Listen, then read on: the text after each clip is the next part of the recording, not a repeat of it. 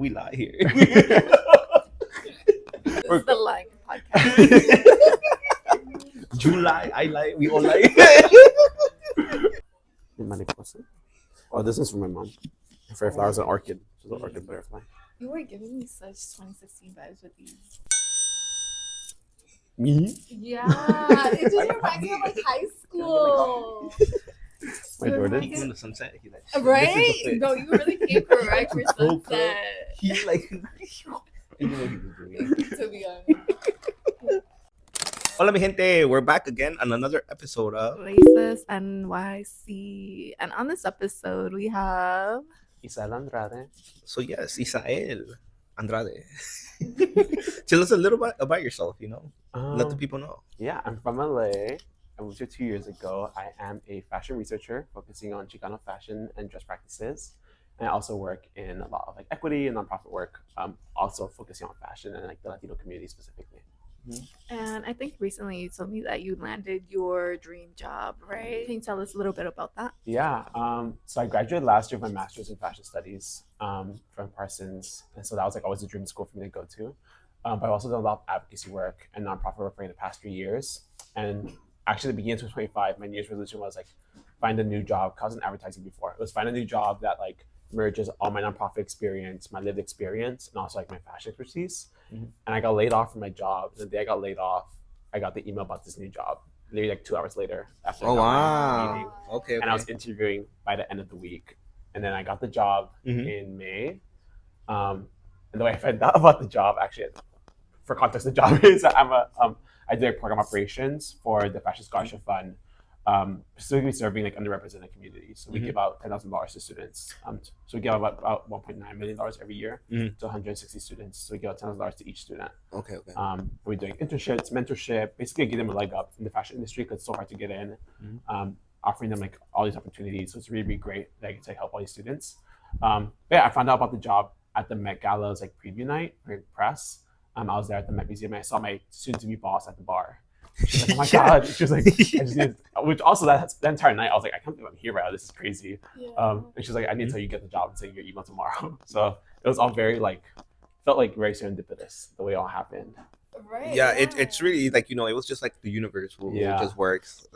So how long ago was this? This past May. So I've only been there for like a few months now, like 7 or 8 months. Yeah. But you did all this in like within two years, right? That's really amazing. It's been like nonstop. And how has that transition been? Because you were also in LA to New York. I feel like it's very similar but very different. Very similar, very different. I would say I feel like I've done more in New York though because I grew up in LA, so it's like I kind of just passively lived there. I don't know. When I came to New York, I had a lot of opportunities as soon as I landed to get involved with like the community, which is really exciting. I think wherever you should go, you should try to connect with community and like try to make an impact like positively wherever you are, whether that's at your hometown or you move somewhere. And so as soon as I got here, it was just like I hit the ground running. So transition was really great. I like led a nonprofit for my first year here, and I did a whole bunch of events for the Latino community. I did my master's, I had my job, then I got my dream job. I got connected with like all these cool, amazing people. So I almost felt like it's a good thing that I think I left LA. Yeah. I don't think I would have been as like active if I had stayed there. Can you see a difference between the Latino community in LA and here in NYC? Yeah, for sure. What would you say it is? Only serious questions here. Yeah, so tell us. Los Angeles, like, you know, when I came here, one of the first things, I think this creates a really good picture. It's like the Latino community is here in New York for sure. But I think it's not like, no, it's built into the fabric of the community, but it's not like represented in like everyday things. So like in Los Angeles, one of the biggest things I noticed when I came here was like all these names like are all like colonial or like indigenous names, and in Los Angeles like everything's in Spanish, right? So you're surrounded by Spanish language, so then that makes more apparent the fact that you're also surrounded by the Spanish-speaking community. So it just feels like it's everywhere, right? I never felt like I was a minority in Los Angeles.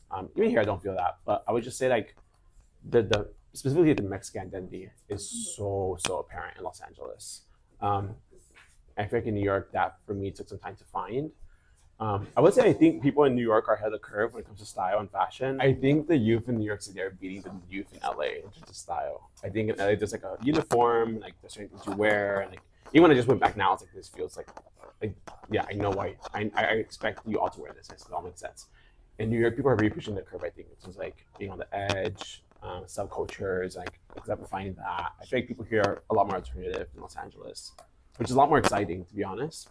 But I think what's missing in LA is like subculture. Like there's like these like small pockets of community where like you get to go listen to cumbiaton, or you get to go listen to like, this really niche DJ who's playing corridos, but also techno the same night. And it's like that's really missing in Los Angeles. You're like one big like famous venue, and like that's kind of it. And here you really have like these small like parties. Like here, I think the nightlife and like the community around the arts and music is way stronger. I would say like it's more diverse. Like, so much diverse. Yeah, way more diverse and more exciting. What is one of the highlights that you think you liked from coming to New York too? Like you're like, damn, this is actually like I can't get anywhere else but just here. I think that's nightlife. I don't be able to like that, but oh yeah, right. We're just talking. I think the nightlife. There's such like we lie here. This is the lying podcast. You lie, I lie, we all lie. The biggest thing is that I came to New York at a very specific time where there was this huge renaissance of things happening for the Latino community. Like in the time that I've been here, Migo events started, all these other collectives started getting like bigger, and like all these new events started coming out. These series came out. These DJs got really big. Like I feel like when I came here, music and like fashion surrounding like that were centered around like the communities, like brands even really started to pop off, and so I started to see a lot more of that. But I think it's really exciting because like again in LA, like, I'm like yeah, like if that happened here, we'll be like okay, who cares? Like it's already here. Okay, not who cares, but it's like not exciting because everything feels so apparent. But here, I feel like there's really this renaissance of Latino events and Latino like programming happening. Whether that was community based or grassroots or like, on the institution level, I feel like it just started increasing so much. So that has been like one of the coolest things to see like a city really like to see like a community kind of get louder and start to like infiltrate a lot more spaces so rapidly. No, yeah, I think definitely. You said like you came like 2 years ago. No, you came right on the moment when things were just going up. Yeah. Everything was just starting. Everyone had a home. Mm-hmm.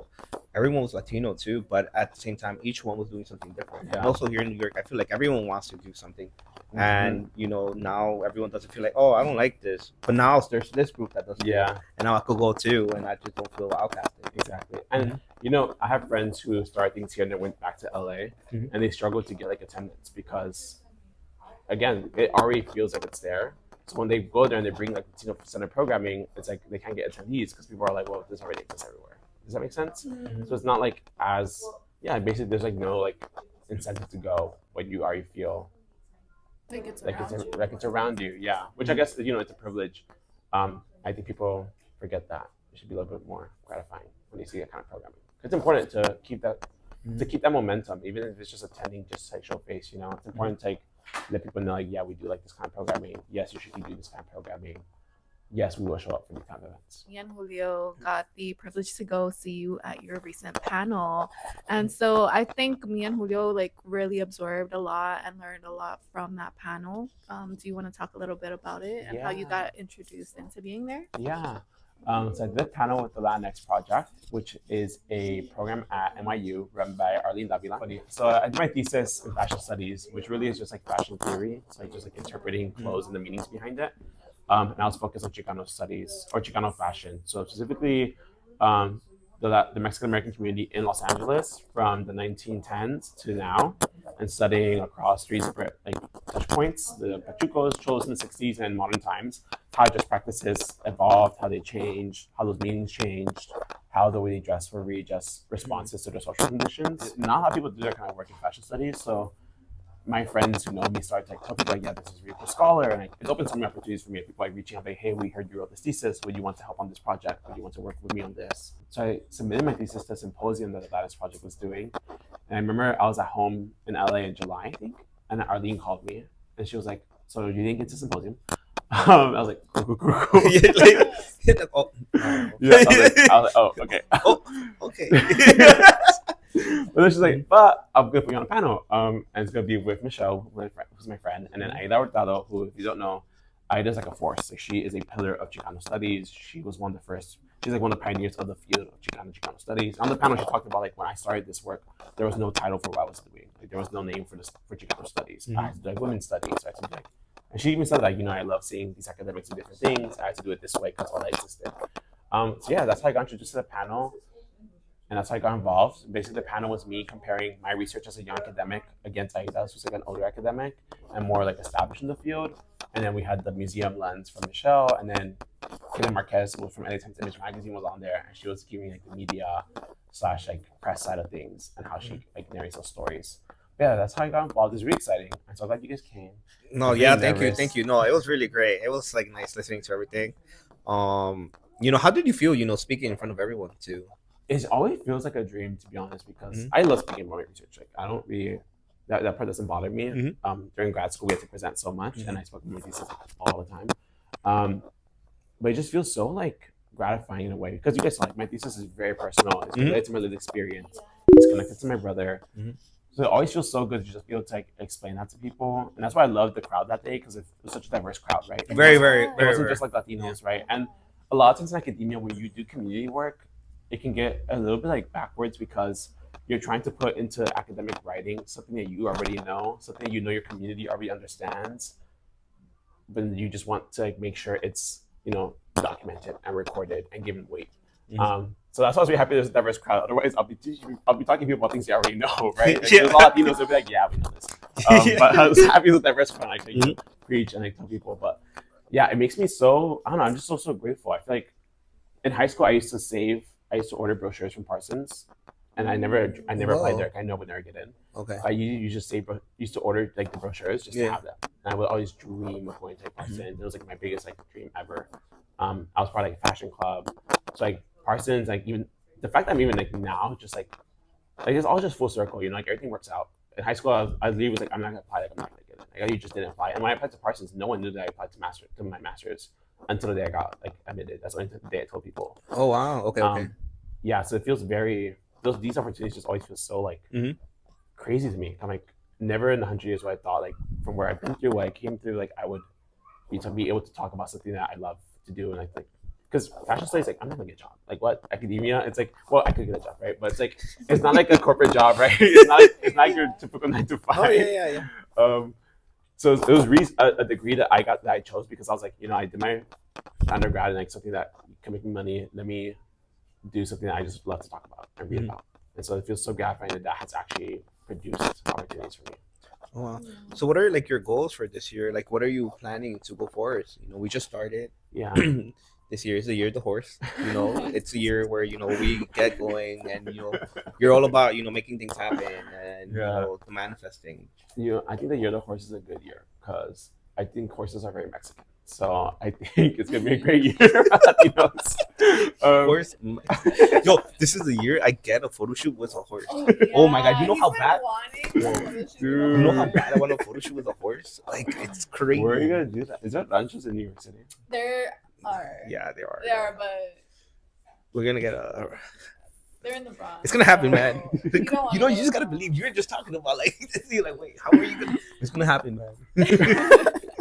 So yeah, are you gonna be like on the horse riding it? Of course. Or just like next to it? No. Do you know how to ride horses? Yo, that's crazy. The next is like, yo, I did this. Like, they were asking me. I rode in a pony. And I rode a horse in Mexico. I rode a horse. I have a picture of me and the horse. Poor horse though. Like, yo, you see me? Like, my body was not in the way that the horse couldn't carry me. Anyways, I don't know how we got to me not knowing how to ride a horse. We were talking about you. I know how to ride a horse. Just so you know. That's crazy. What were we talking about? Goals? Yeah, your goals. Honestly, I would say 1, publish my thesis. 2, I want to do more talks like that at the panel, right? Like I want to, although I have like my career, I love my job. I'll be there. Please. Yeah, I'll be there. Yo, like I remember like the moment I'll just listen and then I'll look at you. We have like eye contact. And I'm like, is he like in my head? Is he like, oh, he's gonna ask something? In my head, I was like, don't ask a question. Don't ask a question. Then I raise my hand. Yo, anyone? Anyone? Sir? Anyone? Senor? Yo, over here. But it was a good question. It was a good question. Of course. I felt really smart when I answered it too. I was like, I can't believe I Yo, answered that. yo. I can't believe I thought about that. You really got me with that one. You really got me. I looked at Adi. I'm like, okay, okay. What I love was I used this lecture afterwards about like immigration patterns. Mhm. I was like, you can touch the professor. She can maybe switch it to like. Yeah. Yo, tell him. Yeah. I'm tired of him. Yo, no, but I was like, okay. I looked at him. Okay. That was a good question. That was a really good question. Thank you. I was sweating inside. I was like, I looked at him like, I think it's time. And then she's, You could tell the panel was also kind of like, damn, how do we answer that? I was like, could I? And also, none of us on the panel were native New Yorkers. So I think we're all like, I was like, you know what? I'll answer it. You're like, nah, but you did it great, to be honest. And honestly, that's even better for you because you right away you knew how to answer it. And I guess it was technically like a tough question that anyone could ask, and it was not easy sometimes to reply. But I think it was good. It was good to see where your guys' mind was at. Anybody who's outside from New York looking in, like where you guys stand on that. Yeah, and just you two representing like our generation, young generation, and your reply, your response to it, is like making us feel better too. Yeah. Like, okay, whoa, you understand where we're coming from too. And that's what made me feel better too, and it made most of the audience also feel great. Yeah, I think your story was very sorry to cut you off, but I think your story was really great just because it added like a personal touch. I got to know you more too, like where you were coming from, how you were raised, your upbringing with your siblings, and I think that's something that I ever learned because it's like I don't really like to put myself out there, but you kind of taught me that it's okay to do that, especially when our community is being attacked, and it's very important to share your story so that they are recorded, documented, and all of that. I think it's so important for people to realize how valuable it is to record, document, and save things, right? Eloin, my older brother, we had like a box that hadn't been opened in like 10 years. Like, it was just a box of his belongings, right? And so right before I came to New York, I convinced my family to like finally open the box. And I did it under the guise, because like Latino families struggle, I think, to deal with grief and to like process grief. And so it took 10 years to be convinced my family to open that box. And it was under the guise of like, we're doing this right now, those Muertos, like this is my first time in the house doing it, so we have to open the box, we need pictures. And so like that, I knew if I asked directly, can we open the box, I would have been a no. But if I said like, we're doing this new tradition, So it was our first time doing those Muertos, we opened that box. And there's so many photos in there that my brothers, like, and my siblings forgot even existed. There were photos, there were letters that they had written him when he was in prison. There was photos from like my mom. There were letters from my grandma who has passed also like years ago, from my mom's mom, that she wrote to my mom when my mom first came to like Mexico. There's a letter from my mom's twin brother when she left Mexico to come to the United States. It's like all these things that my tias didn't even know existed. And they were like, oh my God, I did not know we had all this like writings that we had from our family. So yeah, it's like so important to document these things. Like, I know we all have like that junk drawer in our family homes. It is so important to like save those things in that junk drawer. It's so important to talk to your aunts and your uncles and ask them like, what were your parents like? What was your upbringing like? And to record those stories, because there's so much that you learn. And yeah, to your point, it's so important to put yourself out there and to be vulnerable, especially when it's through a lens of like taking up space. I am a radical believer in you should take up space. And you should take up space violently. If someone's not letting you take up space, you demand space and you take it no matter what. I think it's so important. And yeah, especially now more than ever. I know there's a lot of fear, but if you have like the ability to, it's very important that you take up space and you make it known like we're not backing away or we're not shying away. We're not scared. Yeah. Look at this guy. Look at this guy. That was dope. That was dope. Yeah. You see. This guy is pretty cool. Pretty cool.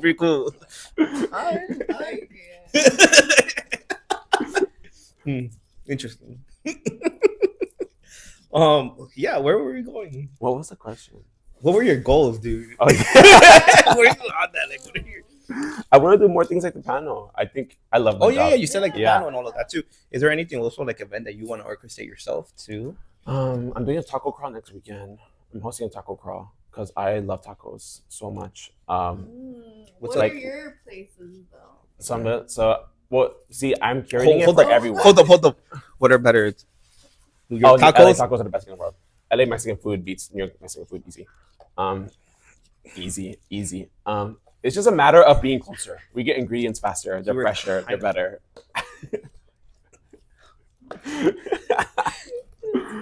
Crazy. I will say that tortillas in New York City don't taste as good as tortillas in LA. And tortillas are so important to Mexican food, especially to a taco. But my number one spot is Taqueria Ramirez in Greenpoint.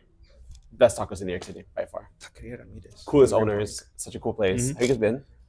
I don't know if they bought me. It's smaller than this Where place. we? It's so tiny.